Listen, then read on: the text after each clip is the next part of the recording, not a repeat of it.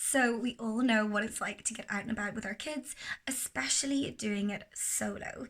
And so this video here is dedicated to the tips and tricks, the things that I have learned along the way that make it that little bit easier to do those daily activities, supermarket shopping, going off on bigger adventures with small children, how I make it easier on myself, how I make it that I can get in, do the tasks that need to be done, and do it in a way that is less stressful overall. I don't normally cover this sort of thing, but I do have an entire parenting section or folder in my YouTube. But the normal sort of content that I cover is like pregnancy, birth, breastfeeding, and all of that sort of stuff. So if you're interested in that kind of thing, if you're expecting a new baby soon, or if you just want to follow along on our life a little bit, make sure and check out the rest of my YouTube videos, but also over my Instagram, where I share a little bit more of our day-to-day life. Let's dive right into these tips. So the first tip that I will share is almost like a non-tip, and this is rules that I will lay down either before we actually leave the house or as like a little reminder or refresher while we're in the car ready to leave the vehicle, or like I've just turned off the ignition and I'm getting ready to leave and get ourselves organized. And I find this particularly helpful with smaller kids to like make it into a fun thing, to make it into something that is really engaging and interactive. And so it goes normally something like this. How many hands does mama have? 2. How many hands do you guys have? 2. How many noses do you have? How many eyes do you have? How many boys are there in this car? And we'll count the boys. And obviously, then we come down to, and how many mamas are there? And there's only one. And so, with there being only one mama, we need to have our listening ears turned on for what mama says. And we will actually go and we'll turn on our listening ears. So we'll go, zoop, turn up the volume on our listening ears, and then we repeat the rules. What are the rules? Stay close to mama at all times. Have your listening ears turned on and obey what it is that she is saying. I'm pretty strict with this, in as much as if one of the children is having a hard time listening, there are repercussions to that. And so they no longer get to come on these ventures with me for the next period of time. If it's something that's like doing the big shop, going to the library, I'll make up, and it's something that they can understand, I'll make a point of, if you're coming with me, you're not allowed to be down and running around. You have to be with me and on my back. So the next tip that I would have is to wear a carrier of some kind. If you have a child who is small enough that you can carry them or baby wear them, if they are small and short, you can wear them on the front facing, so they can still be like engaging and be relatively happy with the outing or adventure that you are choosing or you are doing.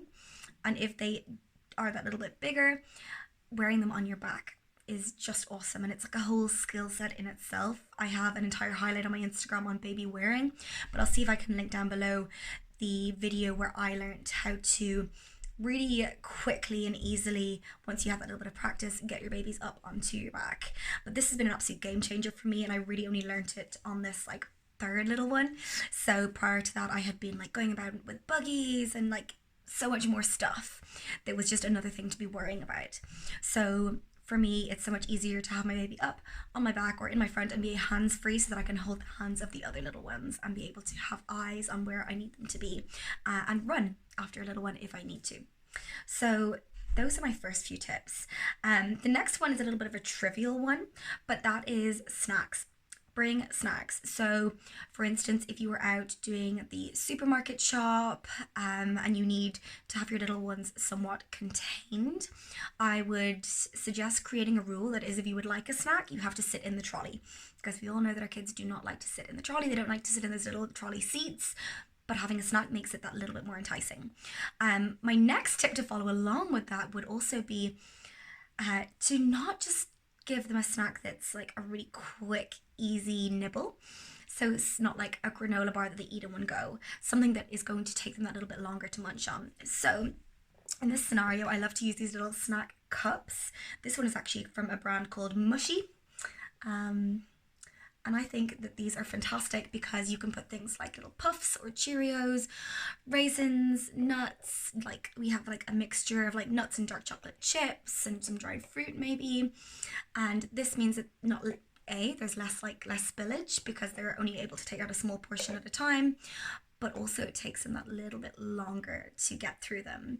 So something like this is really, really helpful, as opposed to like much quicker snacks. So love these, love how portable they are. There's also like an Amazon version that actually like squishes down, it's collapsible. So this is really, really helpful. Little tip. The next thing that I would have is, if you can, try and reduce or get down to one, eliminate as many as you can of those like transitional pieces. So for me, the hardest part about getting out and about with small kids is going from getting into the car, doing the car seat, the seat belts, getting into the car seats, and then getting back out again. That is the hardest, and probably the part that is I find most stressful, because my kids really don't like the car, and so there's always resistance to actually getting into the car to get moving. Once we're moving, we're fine. Once we are out and about, generally we're fine. So for me, if I needed to do the shopping and go to the drop back library books, or we were going on a hike somewhere, but I also knew that I needed to pick up some milk on the way, I would see if there was a way or a place that we could go to that means that I can do both of those in relative proximity to one another, so we can walk from place A to place B. This will not suit everybody, and for some of you, the transition piece is actually fine. It's, your kids might really enjoy being in the car, they might, love the excitement of getting into the car, but for me, that has been the hardest part. So I will actively plan our routes and our days where we can do one or two, if I have two, of those transition aspects to our day. So the final piece to this is more like a bonus tip, I would say. And this is something that I actually recently saw on a really, really helpful Instagram reel, which I will try and find somewhere if I can and link it down below. But it was talking about safety and keeping our kids safe. And having the conversation with our children is one thing. What happens if you can't see mama? What happens if you have walked too far? You can't see me? What happens if a stranger were to come up to you and to try to say they were mama's friend to bring you home? All of these sorts of things are so important to talk about. What is the best thing to do there? For us, we do a lot of reading around that. We do a lot of body awareness, safety awareness. What are the steps that you would do in that scenario? We practice shouting out loud.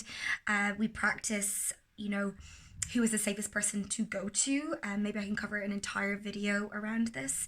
But as somebody who does, depending on my cycle, really struggle with a little bit of anxiety around something happening to my babies, as we all do as mamas, I know that this has been something that has really helped me to feel that little bit calmer.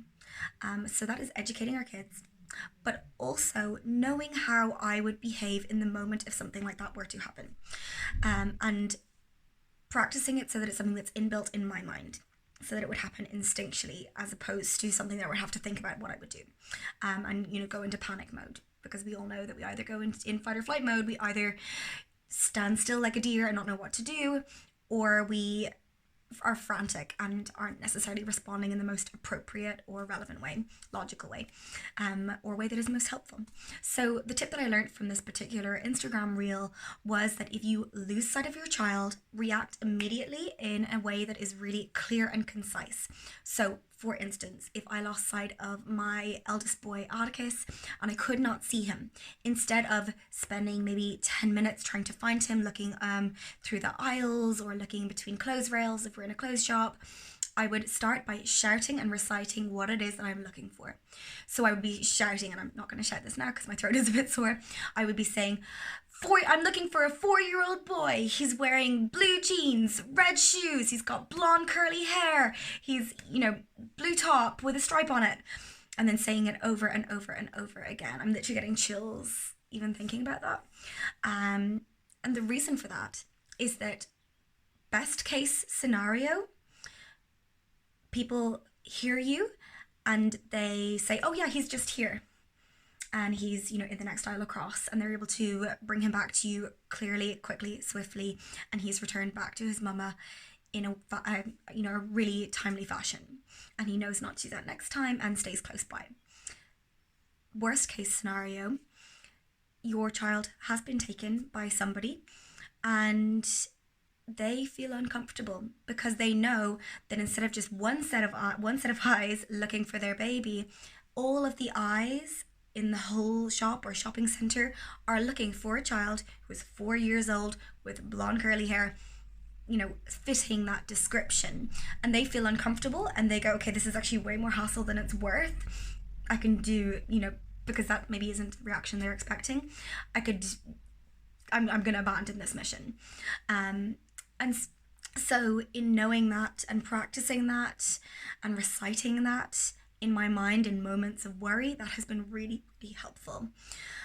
So not on a terribly positive note to end this on, but I think something that can be really empowering, because a lot of us, it's our worst nightmare, but we don't necessarily know how we would react in that situation. So I thought it was worthwhile sharing on here. Normally I share, you know, lovey-dovey, beautiful, best case scenario stuff, but as something that has been going through my mind and my heart, I thought it was only fair to share it with you. And I hope that you found this helpful, some of these tips helpful, and I hope that if you've gotten some value from this video, you will stick around to watch some more of my content.